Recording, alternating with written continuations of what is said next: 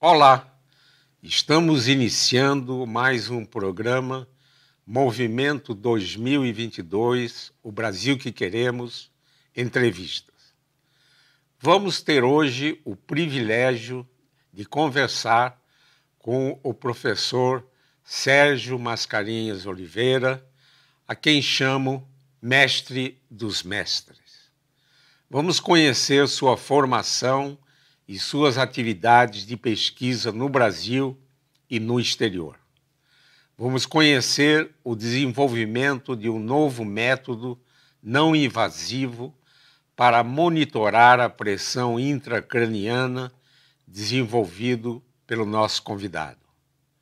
Nosso convidado também vai avaliar o desenvolvimento científico e tecnológico brasileiro, sobretudo em uma fase em que os recursos para a ciência e tecnologia sofreram drásticos cortes. O professor Sérgio Mascarenhas, que tem 89 anos de idade e se orgulha disso, graduou-se em Química em 1951 na Universidade Federal do Rio de Janeiro e em Física em 1952 na Universidade Federal do Estado do Rio de Janeiro. Em 1956, obteve sua livre docência na Universidade de São Paulo e fez pós-doutorado nas seguintes instituições: Carnegie Mellon University, Princeton University e Harvard University, nos Estados Unidos, e também na University of London, na Inglaterra. Em 1956, ingressou na Universidade de São Paulo, onde aposentou-se em 1997 como professor titular. Foi professor visitante das seguintes universidades: Universidade Autônoma, no México, Institute of Physical and Chemistry Research, no Japão, University of London, na Inglaterra, na Princeton University e no Instituto de Física Teórica da Universidade de Roma, na Itália.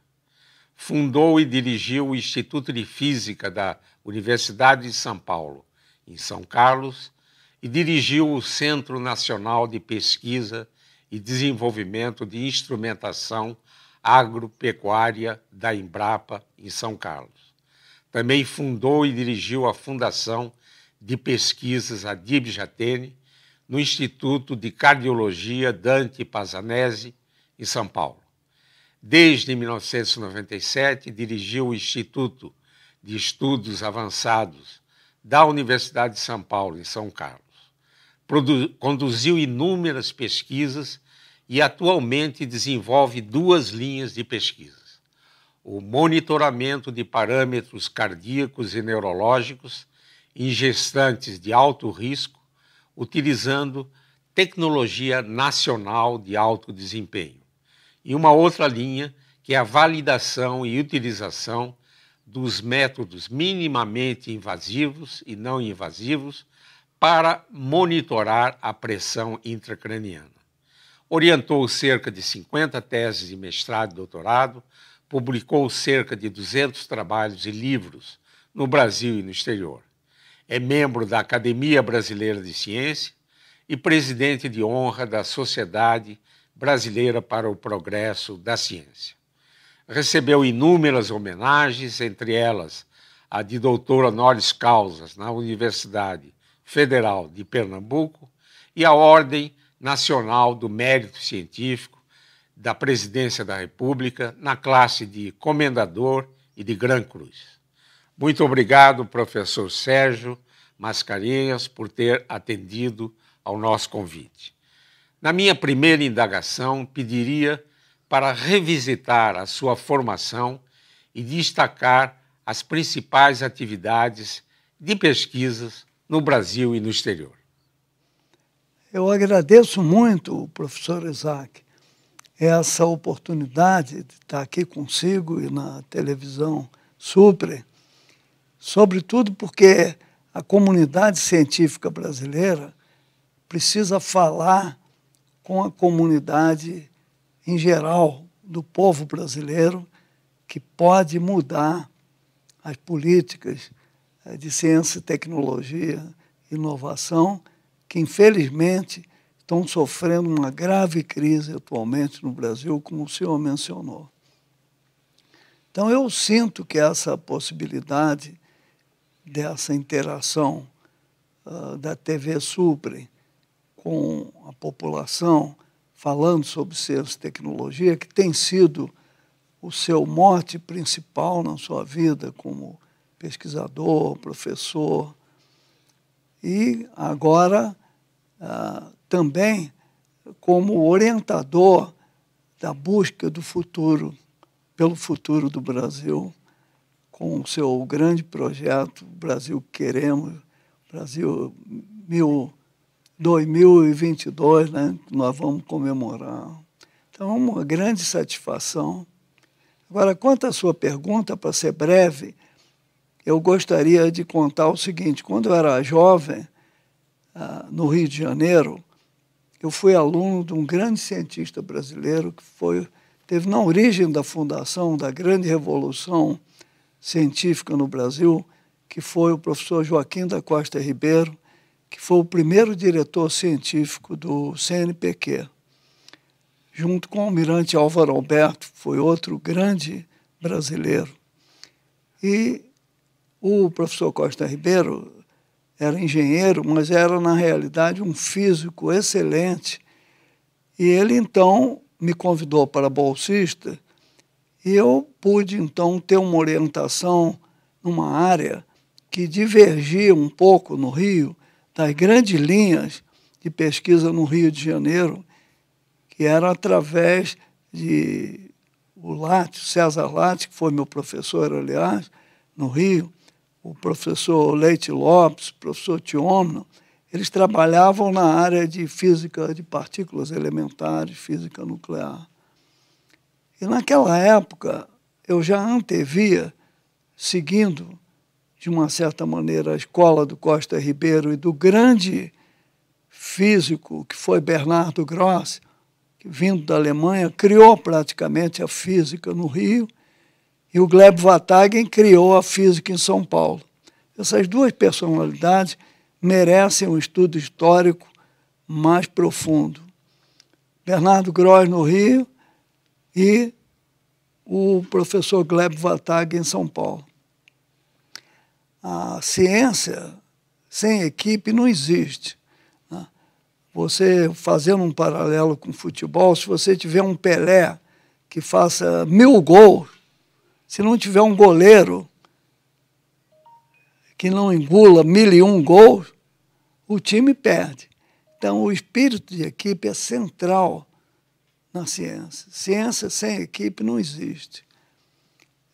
Mesmo pessoas, grandes líderes isolados como Einstein, precisou de equipe junto dele, de matemáticos, de pessoas que realmente cooperassem para ele formular melhor as ideias dentro das deficiências que todos nós temos, não podemos dominar todas as áreas.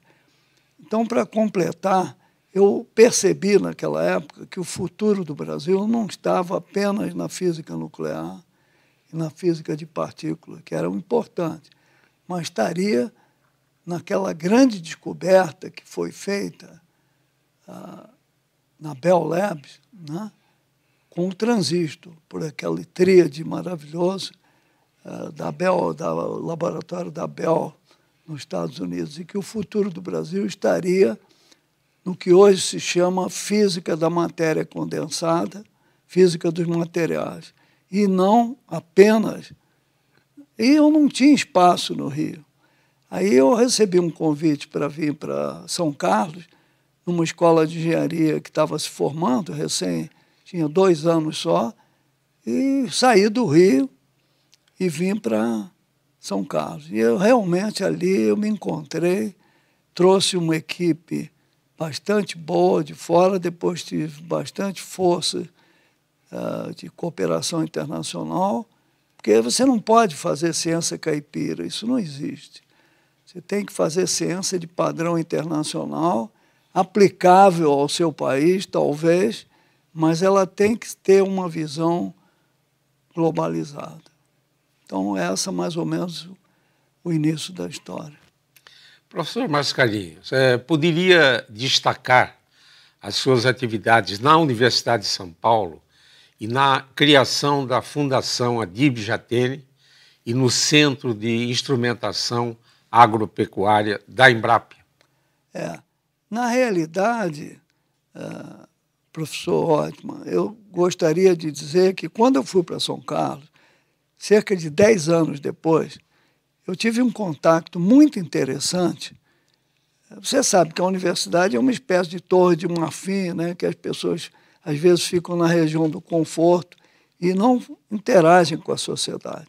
Mas eu tive uma sorte muito grande em São Carlos, que tinha um grande político e empreendedor lá, chamado Ernesto Pereira Lopes.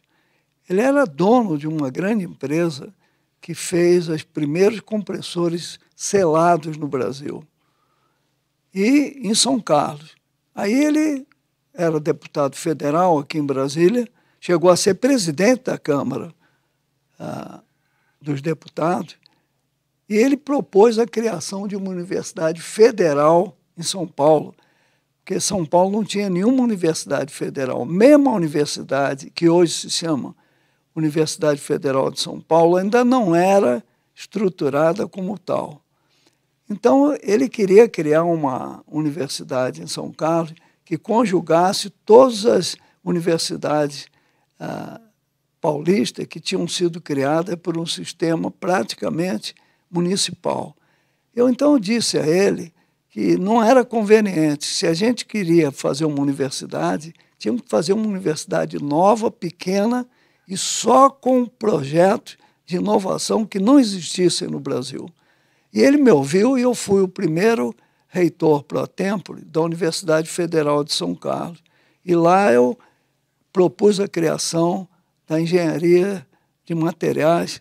Foi a primeira engenharia de materiais na América Latina e que hoje é uma das profissões que mais interage com as grandes empresas brasileiras na área de materiais. Essa foi, eu acho, uma missão feita em conjunto com as forças políticas e que resultou, eu acho, ela fez agora quase 45 anos. E depois eu tive também, com a possibilidade, quando era membro do CNPq, eu sentava junto com o presidente da Embrapa, Eliseu Alves, uma grande pessoa, e disse: Eliseu, olha, a Embrapa não pode ter só veterinários, biólogos, a Embrapa tem que ter físico, tem que ter informática. E ele me ouviu e propôs que a gente criasse uma Embrapa na área de tecnologia e instrumentação. Eu disse a ele que eu podia ajudar se fosse em São Carlos, para a gente concentrar esforços. E ele me deu praticamente sinal total, e eu criei a Embrapa lá, com uma equipe pequena, e que hoje é uma das 47 unidades da Embrapa. Eu me orgulho muito que ela fez os primeiros trabalhos em tomografia computadorizada para estudar a planta. Em geral, o engenheiro florestal, ele olha do solo para cima. Para baixo é difícil. Então, eu pensei em usar tomografia para olhar a água no solo, as raízes. Isso daí foi a tese de doutorado de um jovem brilhante chamado Silvio Crestana, que depois passou a ser o presidente nacional da Embrapa. Isso é um acoplamento de gerações.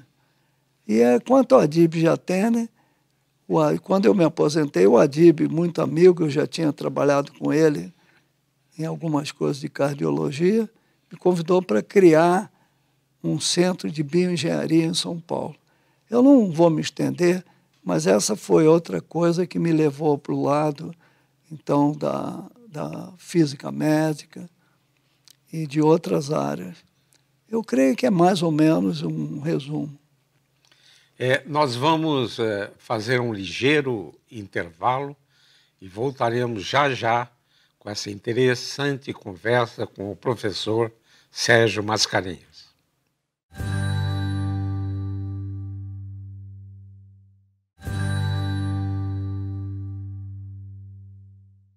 Voltamos com essa interessante conversa com o professor Sérgio Mascarenhas. Professor Sérgio, poderia descrever as várias etapas para desenvolver um método não invasivo para monitorar a pressão intracraniana? Então, isso foi uma história na minha vida interessante. Eu já estava nos 80 anos e já tinha trabalhado em biofísica molecular, física médica, bioengenharia. Então, eu estava mais ou menos preparado interdisciplinarmente. Quando eu fui acometido por uma doença grave, que é a hidrocefalia de pressão normal. Essa doença ela está agora aumentando a prevalência no Brasil com o aumento de pessoas idosas. Ela não era bem conhecida e não é bem conhecida até hoje. Então, as pessoas que têm essa doença, elas têm um andar, uma ataxia, como se diz, arrastando os pés, não controlam a parte de esfíncteres, tanto os esfíncteres urinários como fecal, e tem muita tontura e dor de cabeça. Qual é a causa disso?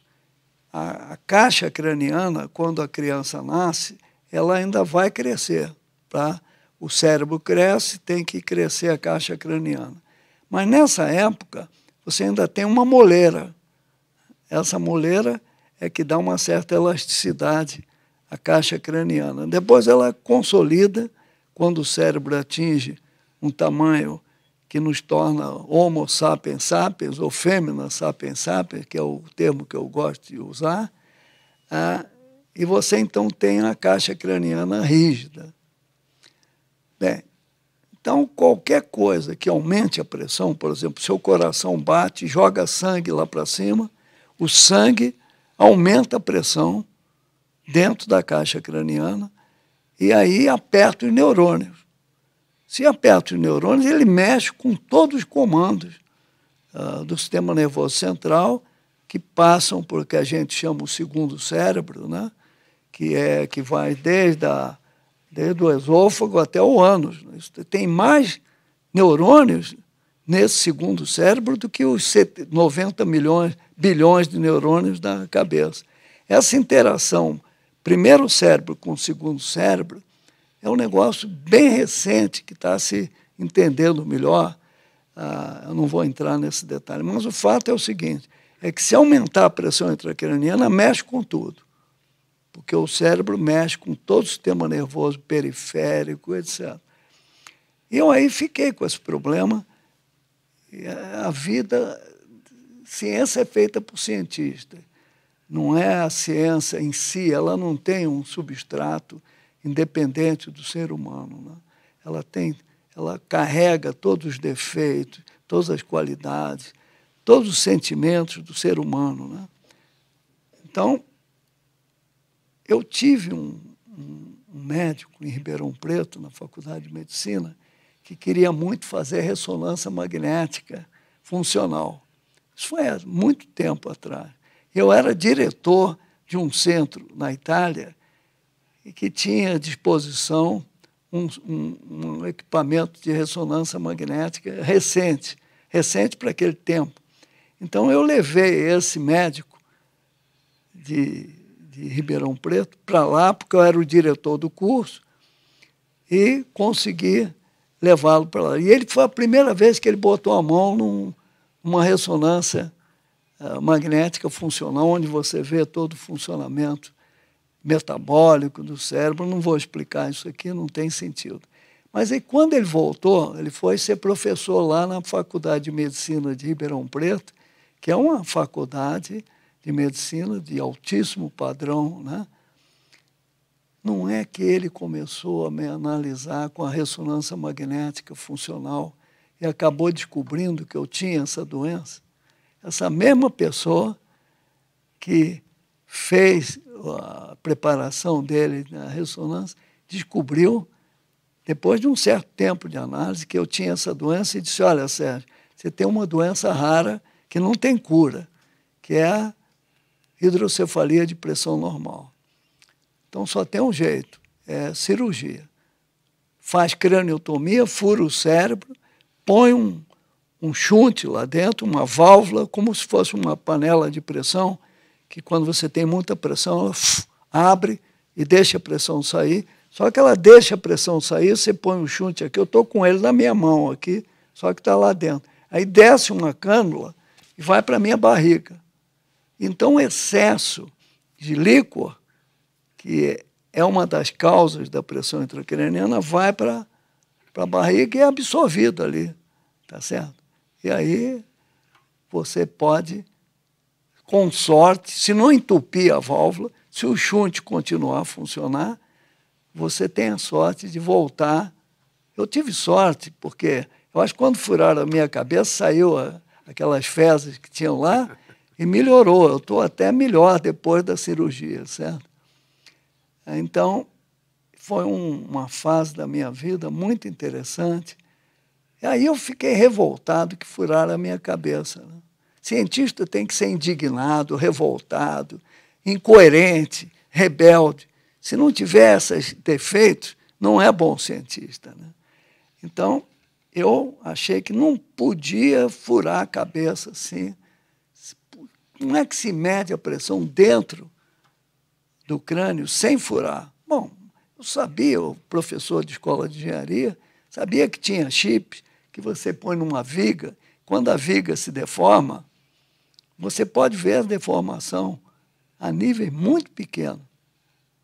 Mas aí eu fui lutar contra uma cultura médica, cirúrgica, de 300 anos. Quando eu falei com o professor de cirurgia de Ribeirão, um homem notável, vice-presidente da Sociedade Brasileira de Neurocirurgia, e disse para ele que a gente poderia medir com um chip fora da cabeça a deformação do crânio. Ele me disse, não, Sérgio, aliás, ele me chama de professor, o que é horrível, né? É um dos defeitos, um dos pesos da idade é chamarem você de professor, né?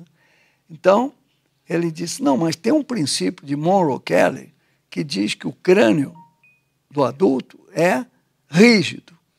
Aí eu disse, mas, professor, aí eu chamando de neurocirurgião, mas olha, não existe nada rígido, nem um núcleo atômico é rígido. Como é que o crânio vai ser rígido? Bom, resultado, nós partimos direto para a experimentação, né? E o que é que nós fizemos? Eu abri a pele, com ele abriu a pele, levanta o periósteo, o osso por fora está ali, você limpa o osso e cola o chip. Esse chip que os engenheiros usam para ver a deformação de vigas. Bom, um negócio conhecido há mais de 50 anos, elementar, meu caro Watson, né? Então, aí eu comecei a ver a deformação do crânio sem furar o crânio. E criei esse método de monitoração minimamente invasiva, porque você tem que abrir a pele e levantar o periósteo. Mas não é invasivo. Alguns anos depois, eu consegui fazer um sistema tão sensível que eu não preciso mais nem do minimamente invasivo. Eu coloco diretamente, sem fazer tricotomia, sem tirar o cabelo, eu bolei um sistema que você vê a deformação do crânio micrométrica, sem nem levantar a pele. E aí, isso daí é um método de monitoração intracraniana totalmente não invasivo. Pedi para fazer uma patente no Brasil, não saiu até hoje. Pedi 2 patentes nos Estados Unidos, já saíram, e consegui que a Anvisa, aqui no Brasil, autorizasse o método. Aí, juntamente com outras pessoas, criamos uma empresa. Porque para sair da universidade, sair da Torre de Marfim e ir para a sociedade, você tem que ir com o empreendedorismo.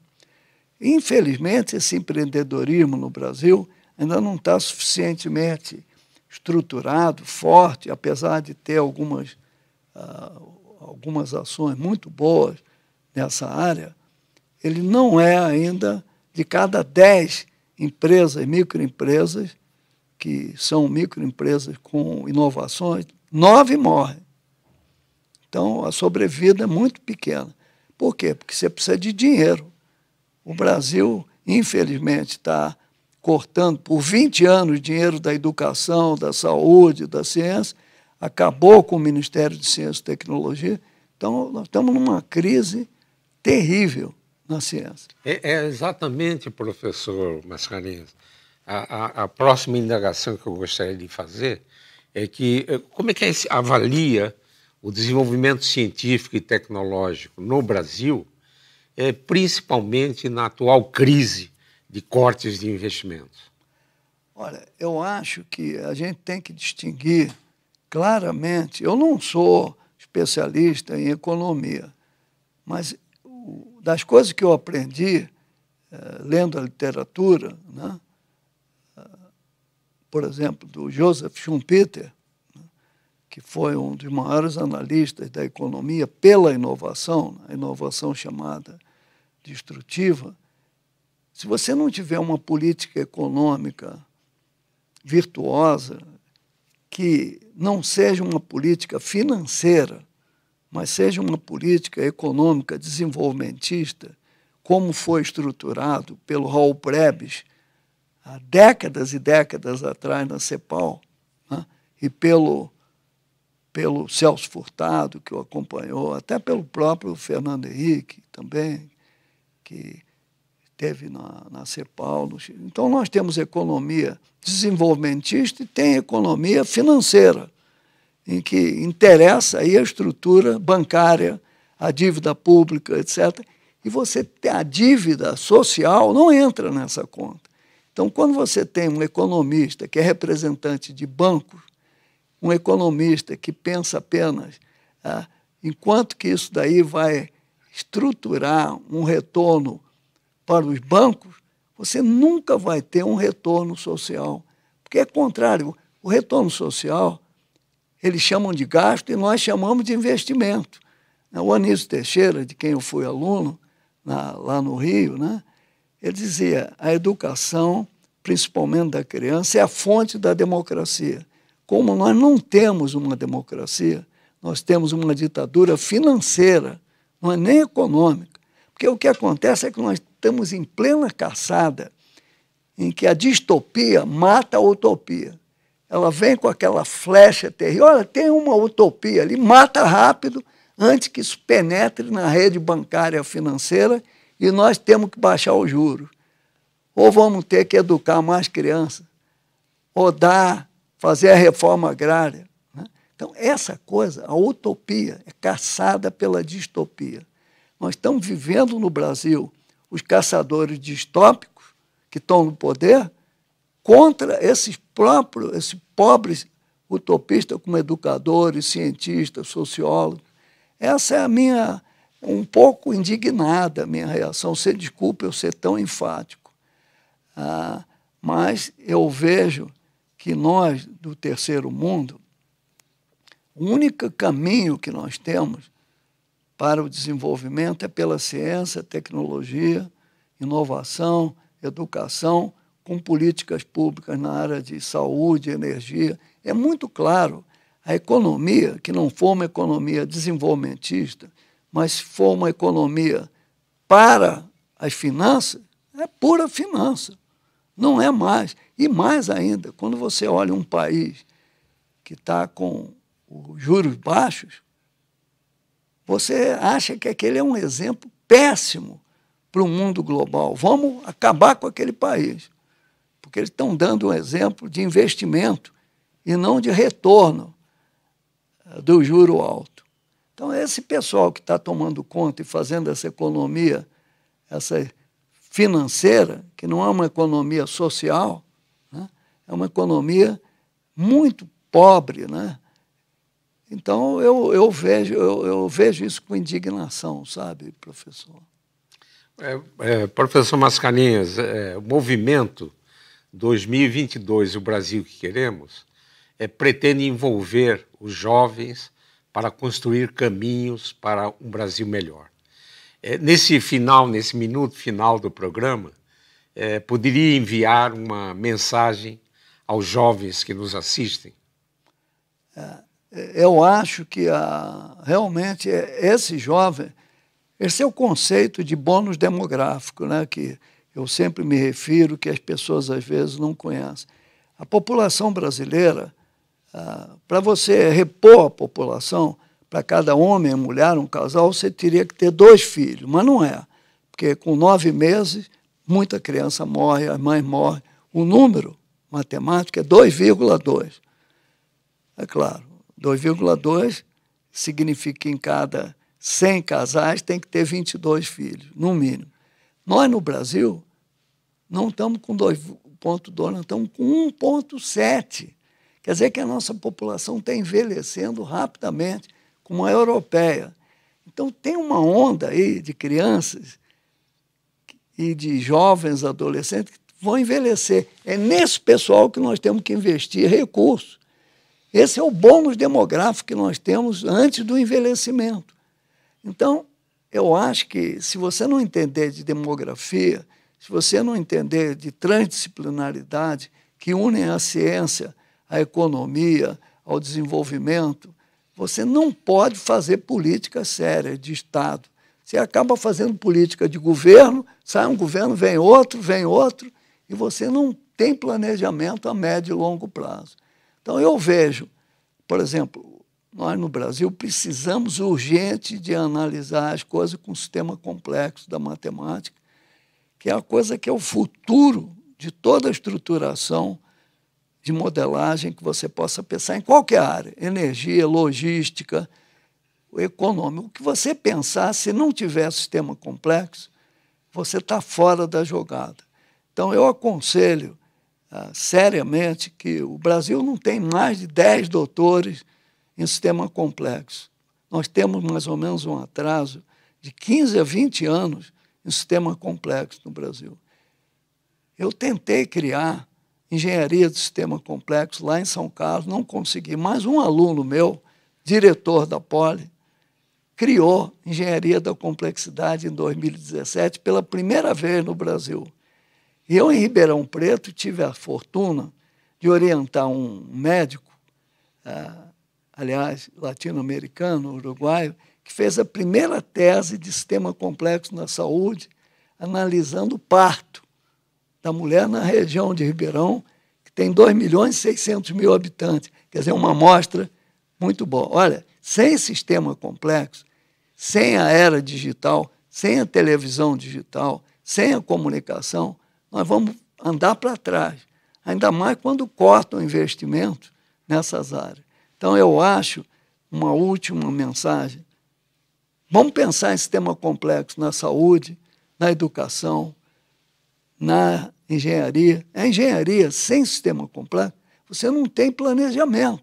Engenheiro é para fazer projetos. Se os projetos vêm de fora, eles vêm preparados para explorar e colonizar o país. Você tem que ter engenharia brasileira bolando, criando projetos de interesse do Brasil. Como a Embrapa criou projetos, como a Embrapi está fazendo agora também.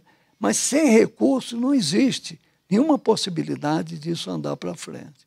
Sistema complexo é a minha mensagem. E outra mensagem, professor só é bom se tiver alunos melhores do que ele. Se não tiver aluno melhor do que ele, falhou, né? Então, eu vejo que essa cadeia de formação do jovem é fundamental. E interação internacional para não ficar fazendo ciência caipira. Professor Mascarenhas, o mestre dos mestres, muito obrigado por essa entrevista, essas mensagens que nos levarão a ser realmente um país independente, possamos comemorar legitimamente a nossa independência. Esse programa e outros do Movimento 2022, O Brasil que Queremos, podem ser acessados pelo canal do YouTube da TV Supre. Obrigado pela atenção e até uma outra oportunidade. Até lá!